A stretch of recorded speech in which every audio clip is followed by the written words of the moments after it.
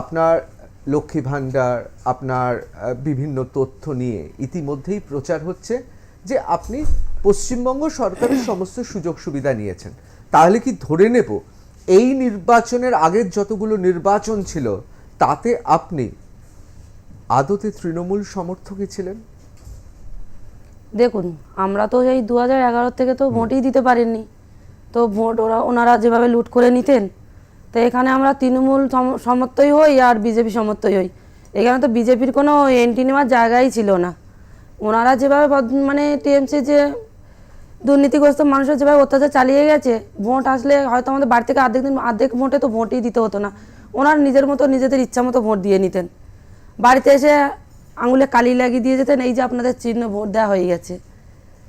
তারপর যখন পঞ্চায়েত ভোটে যখন আমরা গেলাম ভোট দিতে, সেখানে গিয়ে দেখছি সব এক একটা মোস্তান বসে আছে, ভোট বাক্স ঘিরে নিয়ে বসে আছে। আর সেখানে একটাই আছে, মুখ্যমন্ত্রীর ছবি দিয়ে জোড়া ঘাস ফুল দেওয়া আছে। শুধু একজনই ভোট পাবে, এখানে না পাবে সিপিএম, না পাবে বিজেপি। তো এখানে কোনো পার্টি অ্যালাউ নেই। আর যারা দিচ্ছে, যারা মুখ কালো করে চলে আসছে, তাদের ভোট তাদের নিজেদের গুন্ডা বাহিনী দিয়ে দেওয়া করাচ্ছে, ছাপ্পা দিয়ে নিয়ে নিল। আমি নিজে চোখে ওটা দেখেছি। আমি সেই পঞ্চায়েত ভোটে, আগামী যে 21-এ যে পঞ্চায়েত ভোট হয়েছে, আমি সেখানেও ওটা দেখে এসেছি। তাহলে কি পঞ্চায়েত নির্বাচনে আপনি ভোট দিতে পারেননি? ভোট দিতে পারিনি না, ভোট দিয়েছি, কিন্তু বাধ্য হয়ে আমাদের টিএমসিতে ভোট দিতে হয়েছে, যেখানে গন্ডা বাহিনী আছে। হয়তো ভোট দিলে আমরা জীবন নিয়ে ফিরতে পারতাম না, হয়তো আমাদের সেইখান থেকেই গায়েব করে দেওয়া হতো। কোনদিন মানুষ, গ্রামের মানুষ জানতে পারতেন না যে আজকে এই মানুষগুলো ভোট দিতে গেছে, কোথায় গেছে, কখনো নিখোঁজ হয়ে যেতাম।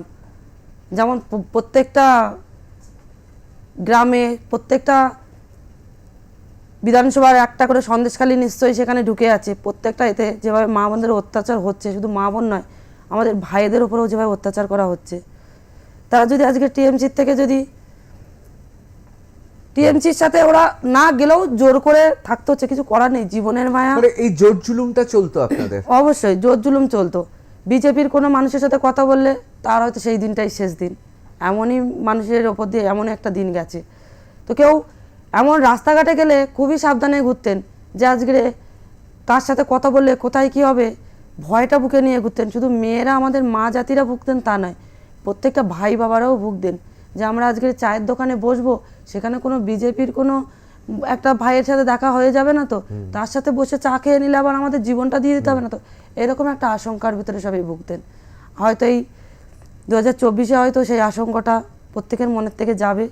আমার তো পুরো আশা আছে যে প্রত্যেকের মনের থেকে এটা চলে যাবে।